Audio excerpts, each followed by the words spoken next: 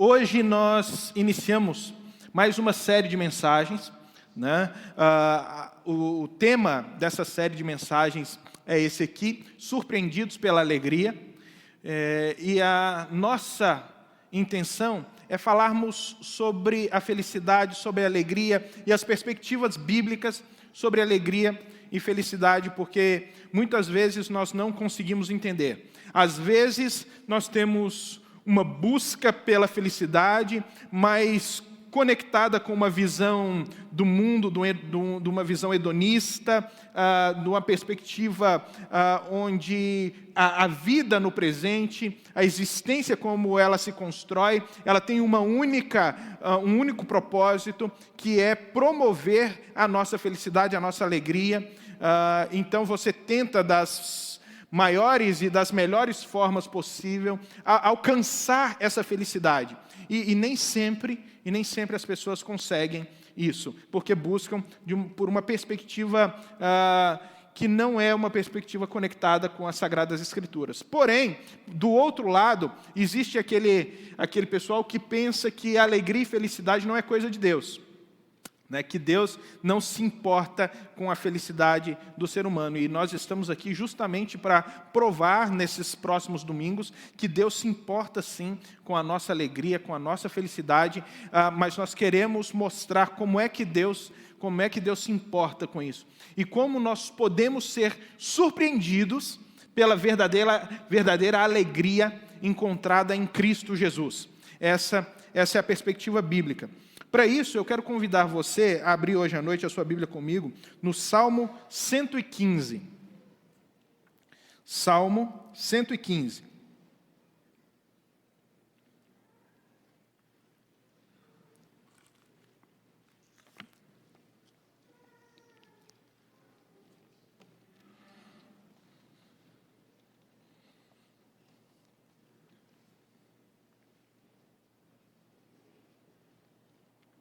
Salmo de número 115. Diz aí o texto: Não a nós, Senhor, nenhuma glória para nós, mas sim ao teu nome, por teu amor e por tua fidelidade. Por que perguntam as nações, onde está o Deus deles? O nosso Deus está nos céus, e pode fazer tudo o que lhe agrada.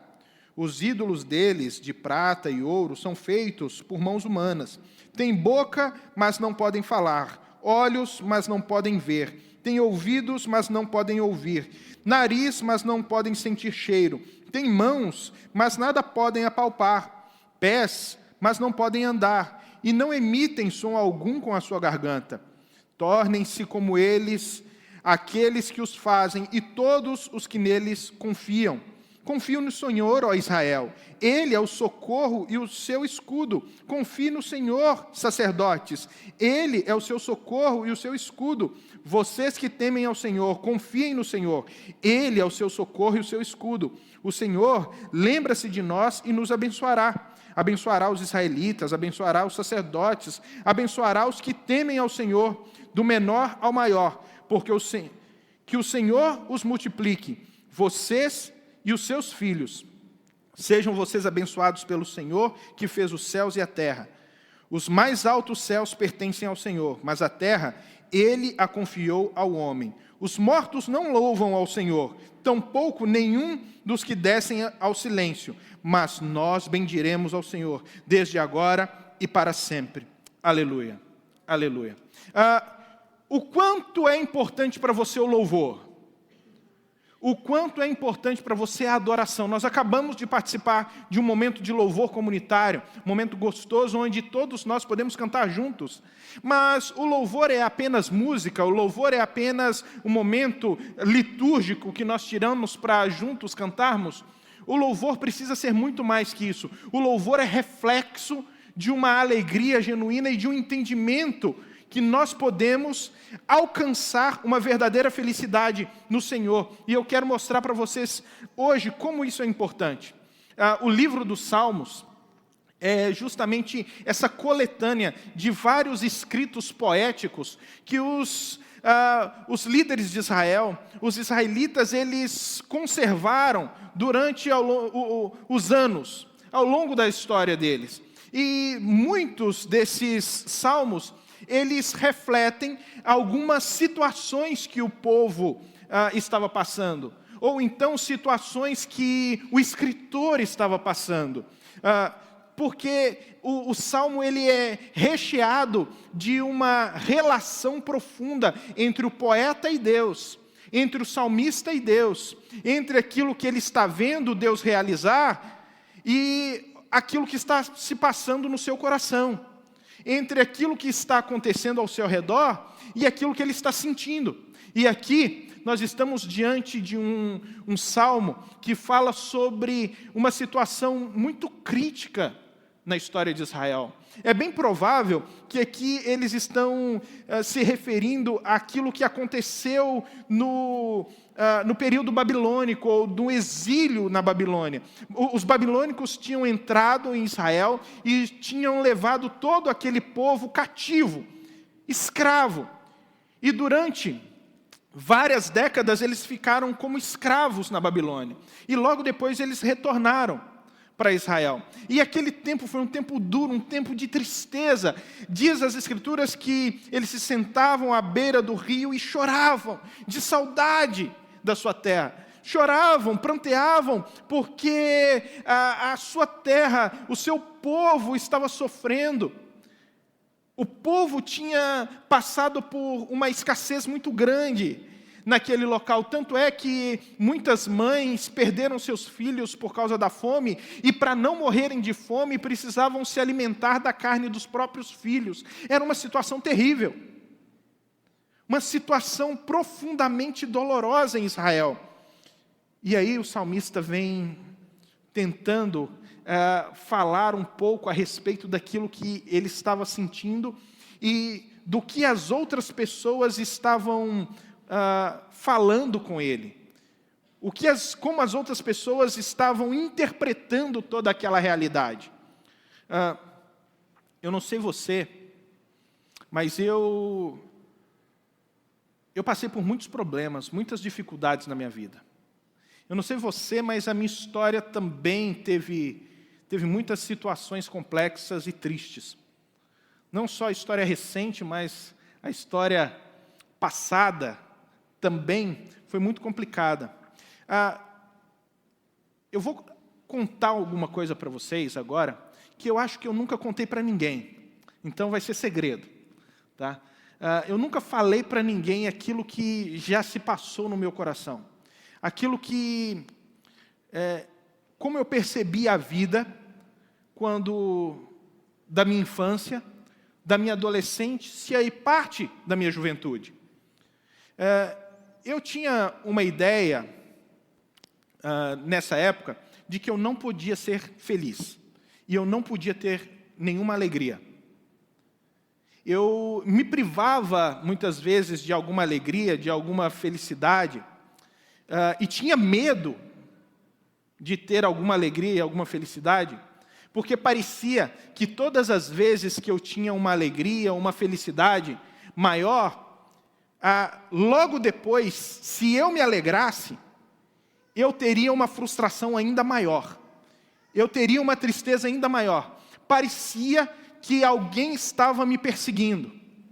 A minha sensação era de que qualquer coisa que trouxesse alegria ao meu coração seria como uma mola que iria proporcionar a vinda de uma série de eventos que trariam consigo também profunda tristeza para mim. Então eu estava sempre apreensivo nos momentos de alegria.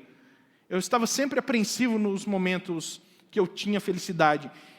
E quando eu tinha alguma alegria, alguma felicidade, eu já pensava, puxa vida, agora alguma coisa ruim vai acontecer.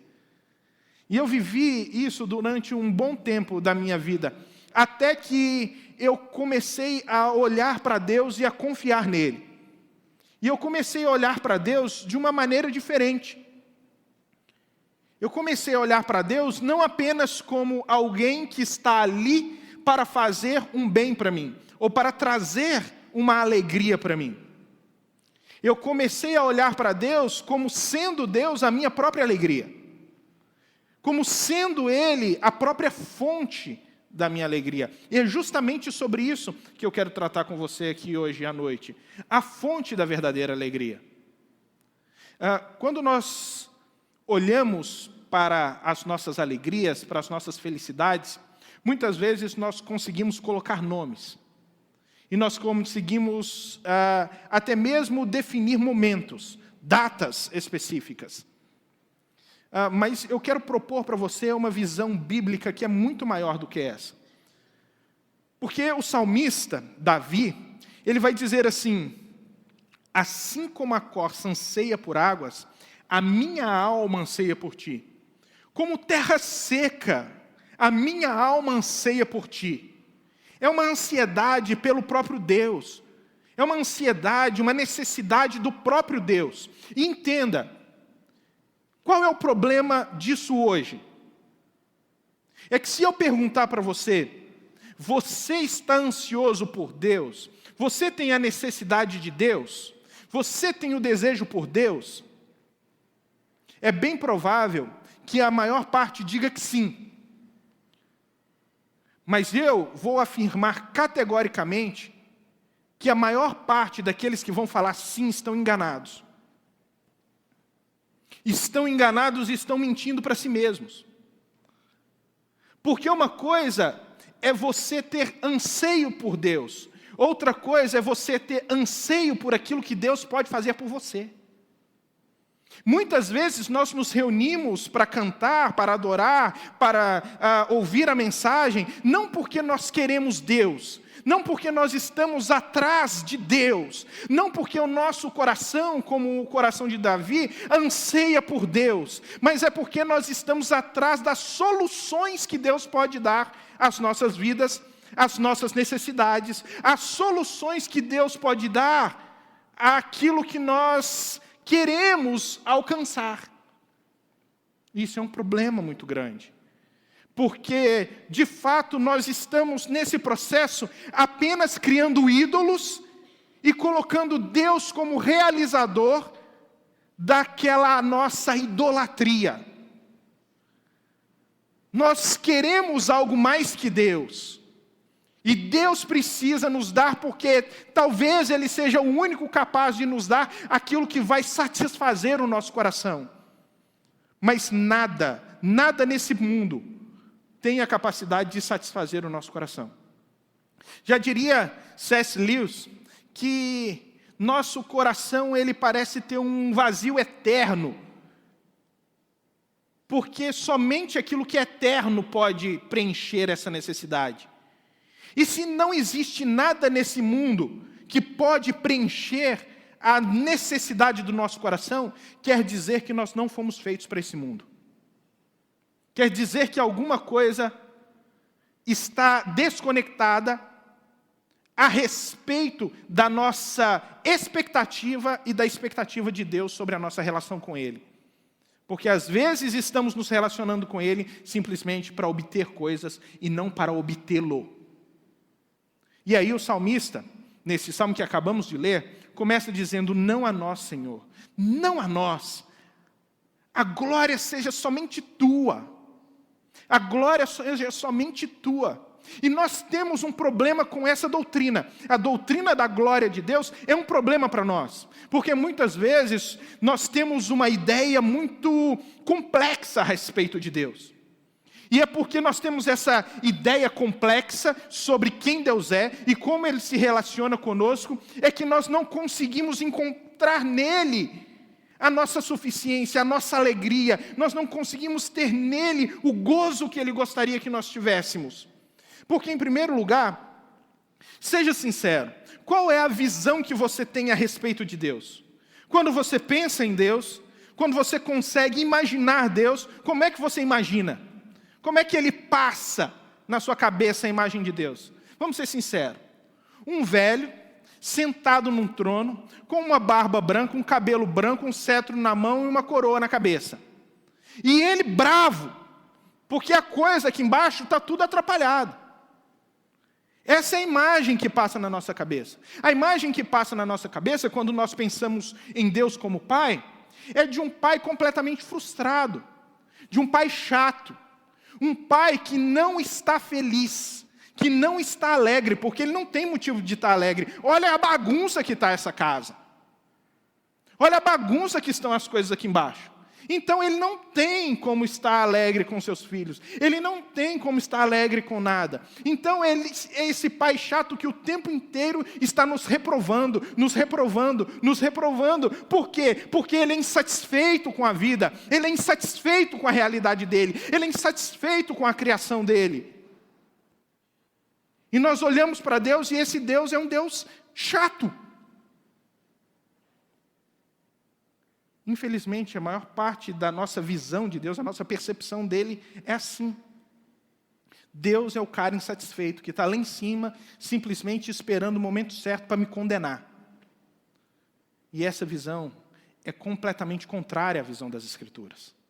Completamente contrária. Quando o salmista diz aqui, não a nós, Senhor, nenhuma glória para nós, mas sim ao teu nome. Mas sim a teu nome. Ele vem falando a respeito da verdadeira essência da nossa alegria. Da nossa alegria. Porque quando nós falamos a glória seja dada a Deus, e Deus ele tem um compromisso. O primeiro compromisso dele não é comigo, não é com você, não é com a realização das nossas necessidades ou das nossas vontades. A primeira responsabilidade de Deus, o primeiro compromisso de Deus é com a glória dele. Com a manutenção da glória dele. Por isso o salmista está dizendo, não a nós, mas ao Senhor toda a glória. E aí nós olhamos para isso, e é claro que passa na nossa cabeça a ideia de Deus buscando glória para si mesmo, como sendo esse cara chato, mais uma vez. O cara chato que quer tudo para ele mesmo. Porque, cá para nós, ninguém gosta do cara orgulhoso. Ninguém gosta daquela mulher vaidosa que se veste da melhor maneira possível e usa roupas da moda simplesmente para humilhar as amigas.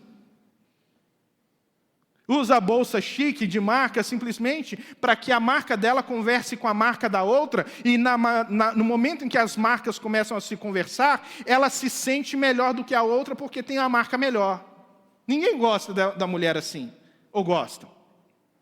Ninguém gosta daquele camarada, do homem de sucesso, que começou a ganhar dinheiro porque fez os investimentos corretos, e depois, em toda a conversa, ele faz questão de mostrar como ele foi inteligente, como ele foi prudente, como ele foi capaz de sair do nada para alcançar um status quo social diferenciado, e como ele foi bom em todo esse processo, e que ele é o melhor naquilo que ele faz. Ninguém gosta de gente assim.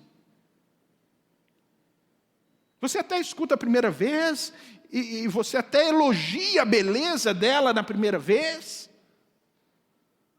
mas aquilo começa a ser constante e você fala, cara, isso é chato, meu, para com isso. E é muitas vezes assim que nós vemos Deus querendo receber a glória para si mesmo. Ele é esse cara que está preocupado somente com ele. E quando nós pensamos assim, nós não entendemos o momento do louvor. Nós não entendemos o que nós acabamos de fazer aqui como comunidade. Nós não entendemos como o salmista é capaz de dizer, não a nós, Senhor. A glória não pode ser nossa, a glória tem que ser tua. Mas a glória de Deus é algo muito importante para a minha e para a sua alegria. Pense comigo.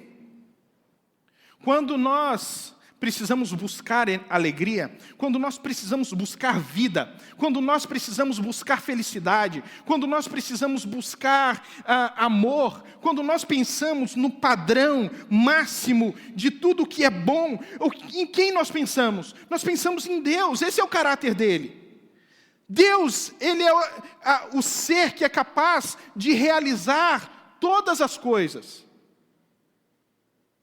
De realizar todas as coisas. É isso que o salmista ele vai dizer. Veja o versículo 2. Por que perguntam as nações? Onde está o Deus deles? Ele vai dizer, o nosso Deus está nos céus e pode fazer tudo o que lhe agrada. Esse Deus faz tudo que agrada a Ele, gente. Uma pessoa que faz tudo que agrada a si mesmo, ela não tem dependência de nada nem de ninguém. Ele é autossuficiente, autoexistente, ele tem alegria em si mesmo. Então, quando nós olhamos para nós e olhamos a nossa necessidade, nós pensamos, precisamos ser supridos em Deus. Ele é a fonte da alegria. Mas quando nós viramos a mesa e perguntamos, aonde Deus se alegra? Aonde Deus se alegra? No que é que Deus encontra alegria? Você já se perguntou nisso? Se perguntou isso? Porque se de fato Ele olhar para nós aqui, Ele vai olhar e vai falar, realmente, a coisa está feia, está tudo bagunçado aí. Ou não? Está tudo bagunçado. Então, aonde Deus encontra verdadeira alegria? Deus não poderia encontrar a alegria em nós. Porque se Ele encontrasse alegria em nós, Ele se tornaria idólatra. Porque tudo aquilo que promove a verdadeira alegria, que não Deus, se torna Deus, se torna ídolo. Estão entendendo? Então, aonde Deus encontra alegria? Ele encontra alegria nele mesmo. É nele que ele se realiza. Ele é o princípio, ele é o fim. É nele, olhando para si mesmo, na sua relação trina, na pessoa do Pai, do Filho e do Espírito Santo, e nessa economia da Trindade, que ele encontra a sua autorrealização. Ele é perfeito, ele não precisa de nada, nem de ninguém, ele não precisava de nós para ser feliz. Ele não criou o ser humano para alcançar um relacionamento. Ele criou o ser humano para que o ser humano pudesse ser feliz nele. E é por isso que a primeira pergunta do Catecismo de Westminster vai justamente se dedicar a isto. O Catecismo vai dizer, qual é o fim supremo de todo homem? E aí vem a resposta, o fim supremo de todo homem é glorificar a Deus e gozá-lo eternamente. Glorificar a Deus e gozá-lo eternamente. E aí nós pensamos que são duas coisas diferentes. Não são. À medida que você glorifica a Deus, você consegue gozá-lo eternamente. Sabe por quê? Porque nós somos pessoas que louvam. Nós somos adoradores por natureza. Deixa eu perguntar para você. Quando você está passando e vê aquele cenário deslumbrante de uma paisagem que parece uma miragem, por qualquer lugar que você já foi, se lembra aí de uma paisagem que você ficou assim, embasbacado, e depois você quis contar para alguém, você louvou aquela paisagem. Quando você fala da beleza da sua esposa, você está louvando ela. Quando você fala da inteligência do seu marido, você está louvando ele.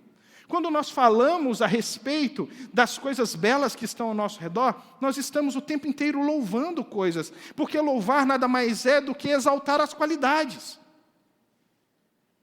Então nós estamos louvando as coisas. Quando nós louvamos a Deus, nós estamos exaltando as qualidades dele. Só que o que você faz? E o que eu faço? Eu só louvo aquilo que eu gosto. Ninguém louva aquilo que não gosta. E sabe qual que é o problema de louvar aquilo que não gosta? É que você há de convir comigo que uma pessoa que começa a elogiar aquilo que não gosta não é um adorador, é um hipócrita. Ou não? Aquele que adora o que não gosta é um hipócrita. Agora, toda vez que você ama, você elogia. Toda vez que você ama, você precisa verbalizar. Quando você se apaixonou pela primeira vez, e você via aquela pessoa, e aí as borboletas apareciam no estômago, o que você mais queria? Você queria simplesmente verbalizar para ela o quanto você a amava. Ou, talvez, para os apaixonados de plantão, o quanto você a ama. Você quer mostrar, você quer verbalizar, você quer apontar todas as qualidades, as características louváveis dessa pessoa. É isso que você quer fazer. Então, todas as vezes que nós pensamos no salmista dizendo, não a nós, Senhor, mas a glória somente a Ti, ele está falando, o Senhor precisa manter o seu caráter, porque isso é a glória de Deus. A glória de Deus não é uma luz como as pessoas imaginam. A glória de Deus, na verdade, é a manutenção do seu caráter e das suas qualidades como pessoa. Deus valoriza isso, manter em primeiro lugar as suas qualidades, porque se Deus deixar de manter as suas qualidades, nós não poderemos alcançar a verdadeira alegria.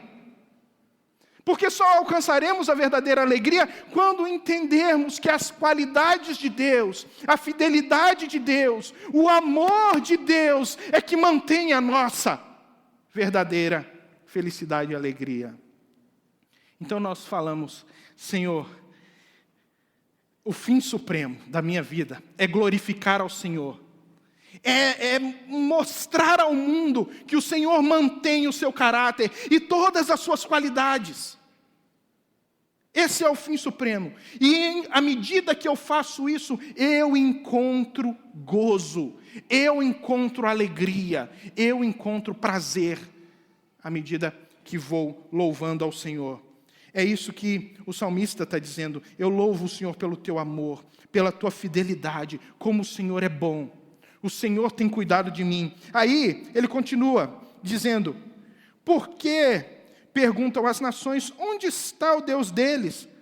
Ele estava passando por um momento crítico. O Israel estava passando por um momento complicado. E é essa a noção das pessoas. Se você tem um Deus, você não pode ter problemas. Essa não é só a noção das pessoas que não conhecem a Cristo, mas é a noção de muitas pessoas que estão sendo ensinadas a respeito de uma teologia completamente controvertida.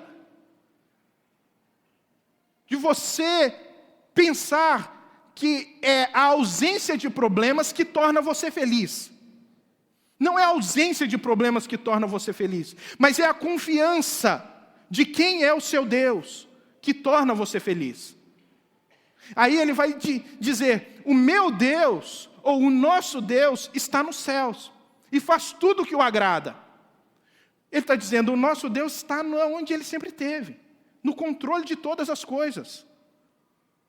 Vocês estão perguntando sobre o nosso problema, sobre o nosso momento de dificuldade, e estão achando que por causa do nosso momento de dificuldade, o nosso Deus perdeu o controle?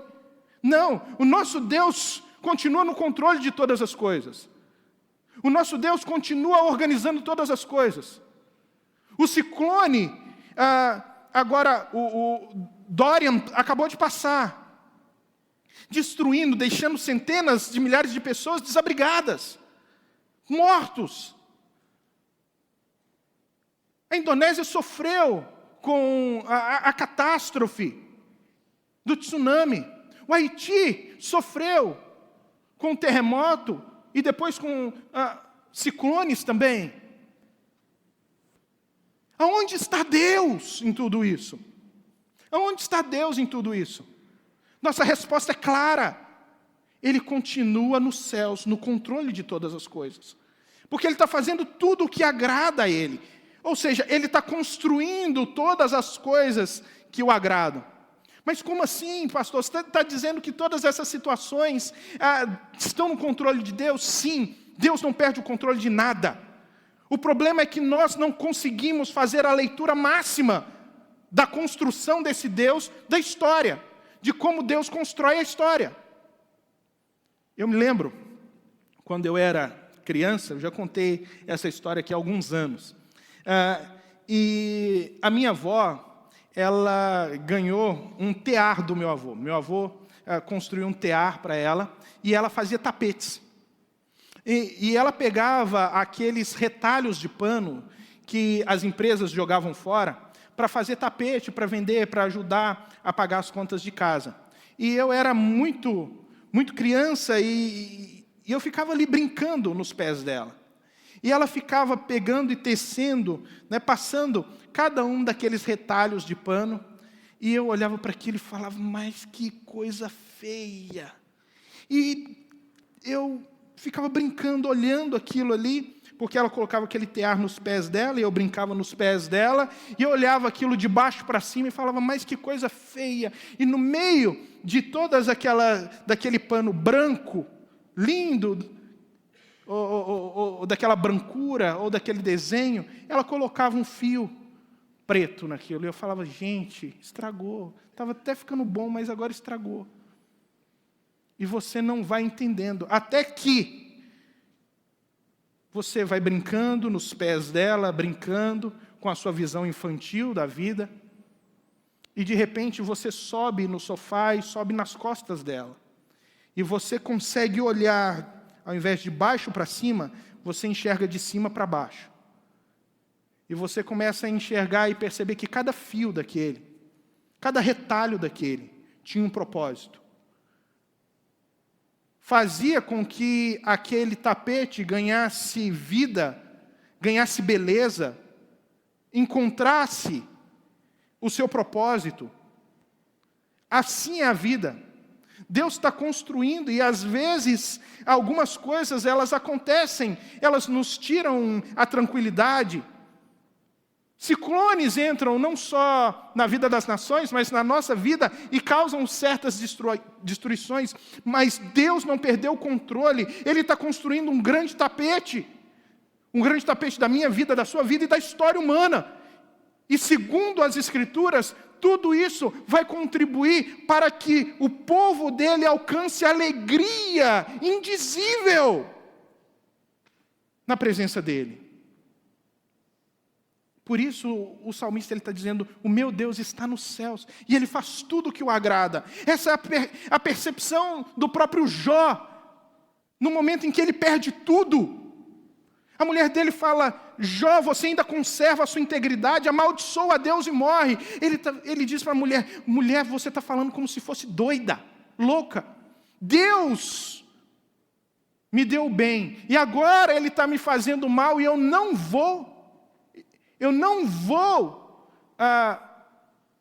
permanecer fiel.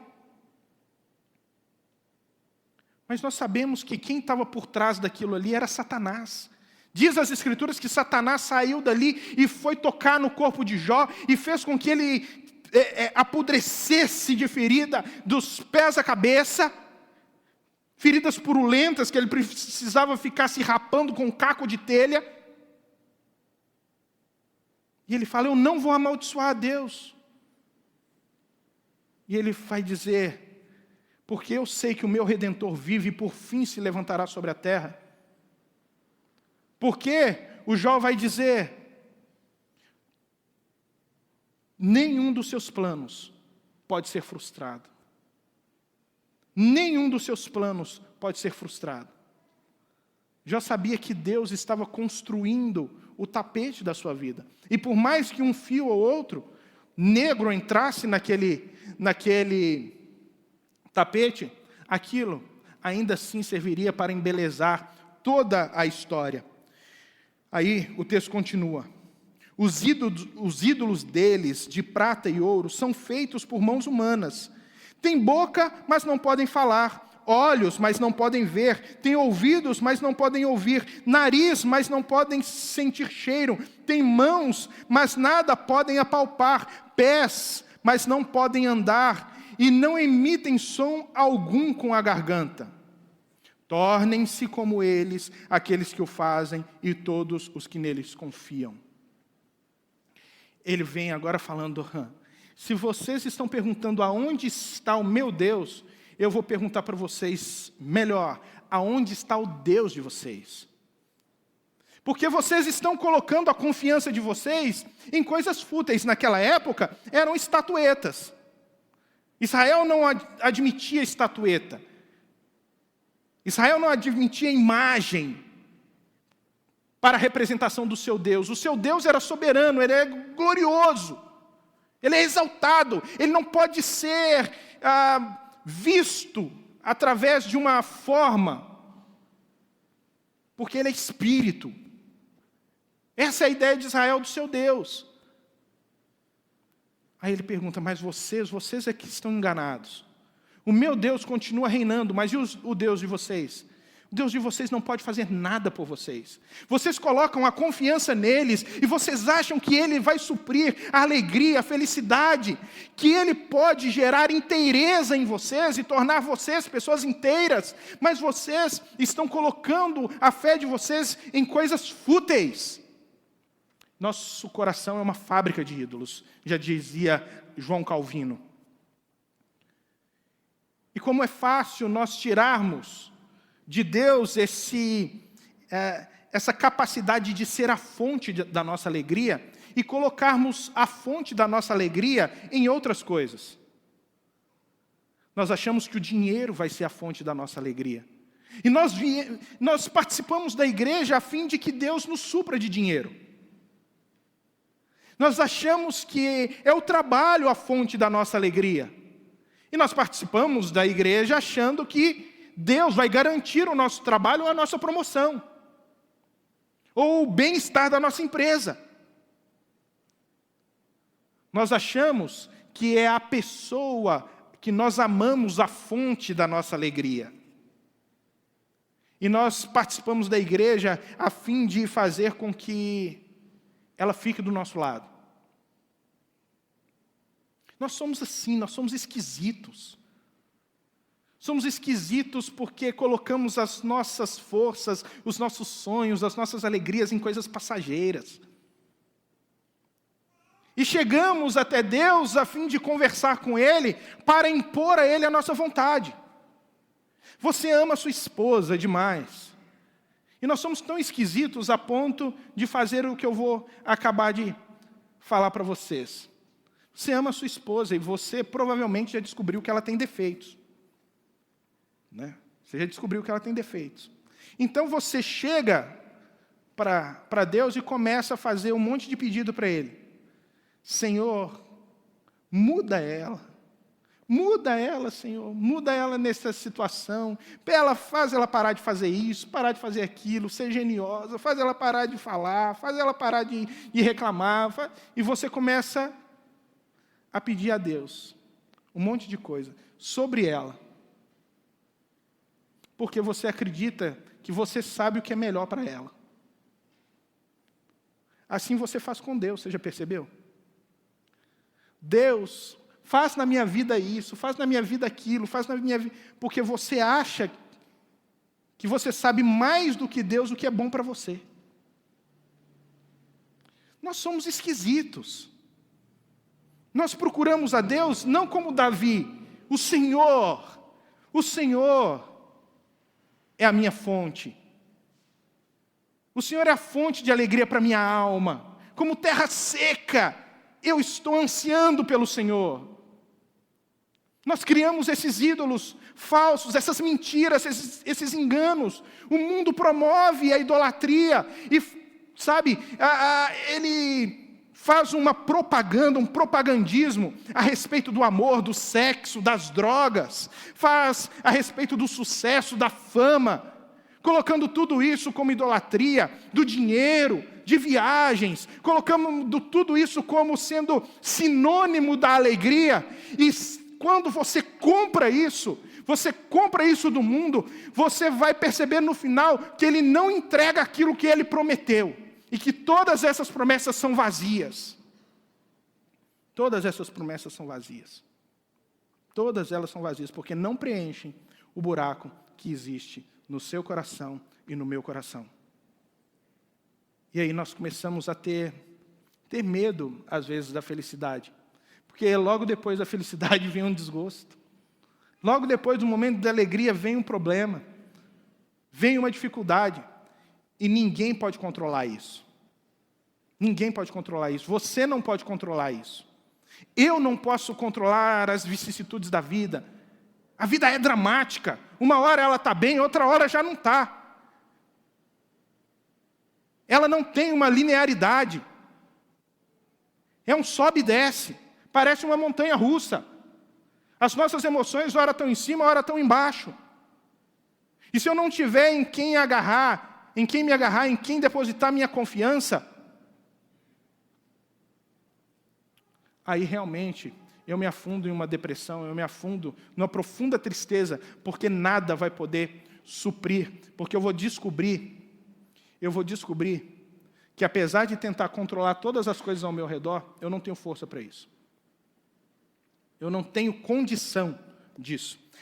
Por isso, o salmista ele vai continuar dizendo: confie no Senhor, ó Israel. Ele é o seu socorro e o seu escudo. Confie no Senhor, sacerdotes. Ele é o seu socorro e o seu escudo. Confie, vocês que temem ao Senhor, confie no Senhor. Ele é o seu socorro e o seu escudo. Ele vai dar o segredo da alegria aqui. Confie no Senhor. Ele está falando, olha, o povo de Israel, povo, confie no Senhor. Vocês, líderes espirituais, confiem no Senhor.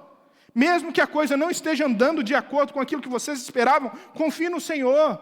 Vocês, aqueles que são convertidos ao judaísmo, que não são povo de Israel, mas são convertidos, confie no Senhor. Confie naqueles que vocês chamam de Deus. Estabeleçam um relacionamento com Ele, profundo de confiança. Sabe, é muito interessante. Como é que vem a nossa confiança em Deus? Você já pensou nisso? A confiança em Deus vem através da pregação. Paulo vai dizer que a fé ela vem pelo ouvir e ouvir da palavra de Deus. Essa fé, essa confiança que nós temos, de que Deus ele vai continuar sendo Deus independente das nossas situações. Eu quero exemplificar isso para você. Quem aqui registrou o filho depois de 5 anos de idade?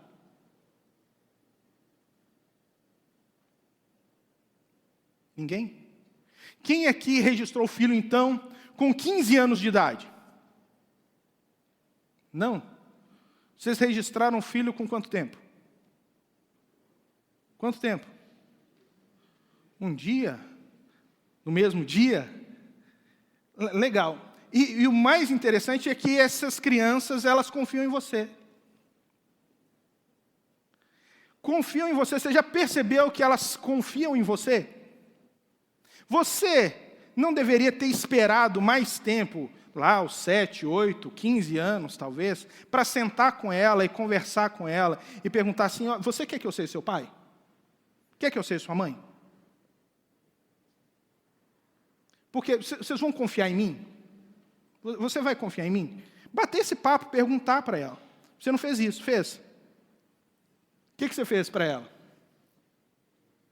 Você pregou para ela. Ela não acompanhou o processo, você simplesmente pregou para ela falando, eu sou seu pai, eu sou sua mãe, eu sou seu pai, eu sou sua mãe. E ela acreditou e confiou. Ela acreditou e confiou. Você pregou, ela acreditou e confiou. Você pregou, ela acreditou, confiou. E você cuidou. Através da pregação, quando nós vamos anunciando, as pessoas vão conhecendo mais a respeito daquilo que Deus fez, daquilo que Deus faz, de como surgiu o nosso relacionamento com Ele. E aí a confiança vai nascendo, porque você vai percebendo que esse Deus que é Pai, Ele está cuidando de você. Ele está cuidando de toda a sua vida. E assim, você vai descobrindo o que é felicidade. Felicidade é você estar com uma criança no colo e ela chora, e depois você pega e entrega para o pai ou para a mãe. E ela para. Por quê? Porque ela está no colo daquele com quem ela se sente segura. Ela sabe, ela entende, ela sabe quem é. E isso se dá através do relacionamento. É isso que o salmista está dizendo aqui. Sabe, eu não preciso pedir para ser abençoado. Eu não preciso vir ao culto aqui para pedir coisas para Deus. O culto não é isso. Não é simplesmente um momento onde eu tiro para tentar manipular as forças divinas para serem propícias a mim. Através de uma troca. Eu já cantei uma música hoje, Deus. Agora o Senhor pode me abençoar. Eu até escutei aquele pastor pregar durante 45 minutos, 50 minutos. Agora o Senhor pode me abençoar. não é isso. Olha o que o salmista vai dizer. O Senhor lembra-se de nós e nos abençoará. Ele não está aqui falando sobre uma suposição. Ele está afirmando. O Senhor se lembra de nós. Ele sabe quem nós somos. Ele nos abençoará. Ele nos abençoará. Olha o que continua dizendo. Abençoará os israelitas, abençoará os sacerdotes, abençoará os que temem ao Senhor, do menor ao maior. Que o Senhor multiplique vocês e os seus filhos. Sejam vocês abençoados pelo Senhor, que fez o céu e a terra. Sejam abençoados pelo Senhor, que fez o céu e a terra. A bênção de Deus, ela nos alcança por causa do amor dele.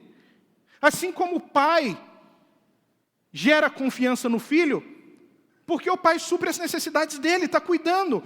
O seu filho não precisa ficar pedindo as coisas para você dar. Você simplesmente dá porque você ama. Assim é a relação de Deus conosco. Assim nasce confiança, assim nasce relacionamento. É esse tipo de relacionamento que nós estamos buscando ter com Deus, e não um relacionamento utilitarista. Agora, olha o que o salmista continua dizendo. Os mais altos céus pertencem ao Senhor, mas a terra ele confiou aos homens. Aí imagina agora você numa conversa com Deus, olhando de baixo para cima, e você pergunta para Deus, Deus, como é que está a coisa em cima? A resposta de Deus para você é assim, aqui está tudo em ordem. Aqui está tudo certo. Aqui eu estou organizando. Aqui está debaixo da minha gestão. Aqui eu estou organizando. E aí ele olha para você e fala assim, e como é que está a coisa aí embaixo? Você vai olhar para a sua vida e falar, Deus, a coisa está complicada. Está na minha gestão a coisa aqui está complicada. Não estou conseguindo tirar o melhor disso que o Senhor me concedeu, não. O Senhor me concedeu a vida, o Senhor me concedeu uma família, o Senhor me concedeu um trabalho, mas a coisa não está andando bem, não. As coisas estão meio nubladas aqui embaixo. Não estou conseguindo tirar o melhor, não. E a propósito, o Senhor me deu filho também, a coisa não está dando muito certo, não. Não estou conseguindo organizar muito bem a cabeça desse menino, dessa menina, não. E outra, Senhor, nem os meus próprios sentimentos, eu não estou conseguindo lidar muito bem com eles, não. Não consigo administrar os meus sentimentos. Vou administrar a vida de outro? Senhor, falar nisso, deixa eu falar mais uma coisa. Meu relacionamento não está bom também, não. Ele vai falar assim, sério, mas os céus aqui em cima pertencem ao Senhor, mas a terra Ele confiou a vocês. Vocês precisam fazer o melhor disso aí. E aí você olha para ele e fala assim, tá, beleza. Como é que eu vou resolver isso aqui, Senhor? Porque não dá para ser feliz assim. Do jeito que está, não dá para ser feliz, Senhor. Porque eu não tenho forças para organizar essas coisas. Aí você fala, como é que eu posso resolver esse problema? E aí ele ensina a você. Ele ensina você através de Jesus, dizendo assim, seja feita a tua vontade, assim na terra como nos céus. Não é isso que ele nos orienta, nos ensina no Pai Nosso? Seja feita a tua vontade, assim na terra como nos céus. Senhor, não organiza só o céu não, organiza a minha vida. Não organiza só o céu não, organiza os meus sentimentos, organiza a cabeça do meu filho, organiza a vida do meu esposo, organiza o coração da minha esposa, organiza toda a minha estrutura de vida, e mais, Senhor, organiza o meu país, organiza a minha igreja, organiza, Senhor, porque se o Senhor não organizar a coisa aqui embaixo, ninguém tem competência para organizar. Então, por favor, Faça a sua vontade aqui na terra, porque o Senhor fazendo a sua vontade aí no céu, está tudo certo.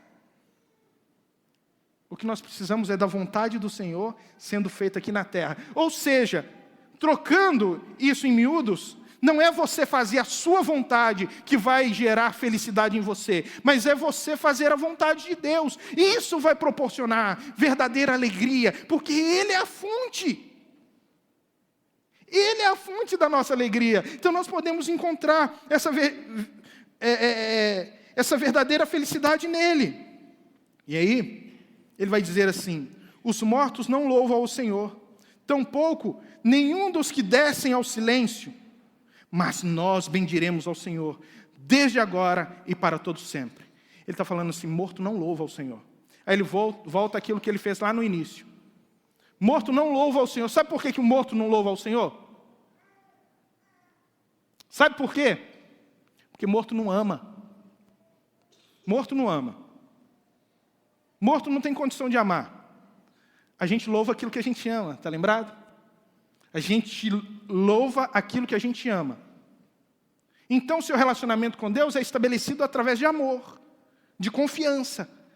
Porque é necessário ter confiança para amar e amar para ter confiança. Então é essa troca. Aí você ama a Deus, passa a amar a Deus.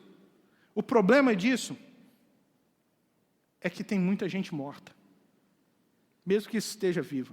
Porque morto não é uma condição de inexistência, pelo menos não na Bíblia. Jesus vai olhar para a multidão assim e falar assim: eu vim para que vocês tenham vida e tenham vida com abundância. Mas espera aí, aquele lá estava todo mundo vivo. Como é que eu vim para vocês terem vida, se vocês estão vivos? A não ser que eles estivessem vivos, mas estivessem mortos. E essa é a condição de muita gente. Muita gente que não encontrou a alegria, que não encontrou a felicidade, porque está morto no coração, está morto nas esperanças. Está morto no sentido de vida, no sentido existencial. Não encontrou, não se encontrou, não consegue se perceber. Não consegue olhar para si mesmo e entender sentido para a sua existência. Por que não consegue entender sentido para a sua existência? Porque toda a felicidade que ele busca, que ela busca, está atrelada a um ídolo que ela construiu. Eu vou ser feliz se eu conquistar isso. Se eu conquistar aquela pessoa, se eu conquistar aquele negócio, se eu conquistar aquele bem. Todas as vezes que você condiciona a sua alegria e a sua felicidade a alguma coisa que não a pessoa de Deus, essa coisa se tornou ídolo. Porque você foi chamado para gozar Deus eternamente, para se alegrar em Deus. E só Ele pode suprir o seu coração. Agora, quando você deixa de estar morto e você está vivo, e aí vivo não apenas na condição existencial, mas vivo, sentindo verdadeiramente que pode se tornar uma pessoa alegre, que pode encarnar a felicidade, quando você se permite ser surpreendido por essa alegria que somente Deus pode trazer para você. Quando você se permite isso e você se entende vivo nele, cheio dele, você vai explodir em louvor. É por isso que o louvor é tão importante. Porque o que você está fazendo aqui é simplesmente manifestando em amor todas as qualidades, todas as características que você ama em Deus, como se Ele fosse a pessoa do seu amor, o objeto do seu amor maior. Como aquele jovem deslumbrado por uma menina, que ele quer elogiá-la, que ele quer falar da sua beleza. Você está vibrante, cheio de energia, de amor pelo Senhor. É por isso que você louva.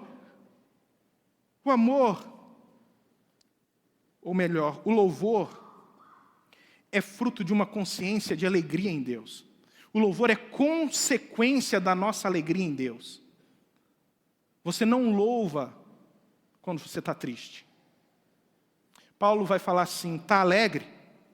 Louve ao Senhor. Está triste? Ele fala: não é para louvar não. Vai orar. Ele fala: vai orar, vai se relacionar com Ele. Vai a se encontrar com Ele. Entra no teu quarto em secreto, procura o teu pai em secreto, ele vai te responder. Ali você vai trocar uma ideia com ele, ali você vai entender quem ele é, ali você vai perceber que ele está cuidando de você. Ali você vai perceber a presença dele na sua vida, o seu coração vai se alegrar. Aí quando você sai dali, você vai pelo mundo louvando esse Deus, porque ele é grandioso, porque ele é glorioso. A igreja não é um lugar onde hipócritas se reúnem para simplesmente cantar a Deus. A igreja é o lugar aonde as pessoas que amam a Deus se reúnem simplesmente para, através da música, expressarem todo o seu amor por Ele, porque encontraram alegria.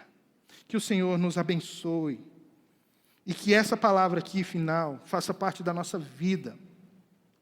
Nós o bendiremos, Senhor, desde agora e para todo sempre. Nós vamos cantar louvor ao Senhor, nós vamos bendizer o Senhor, nós vamos exaltar o Senhor, nós vamos dizer como salmista: não a nós, Senhor, a glória não pode ser nossa, porque à medida que nós buscamos a nossa glória, nós criamos ídolos, e os nossos ídolos nos frustram. Que a glória seja só tua, porque à medida que o Senhor é glorificado, quanto mais o Senhor é glorificado, mais eu encontro alegria, mais eu encontro a minha felicidade.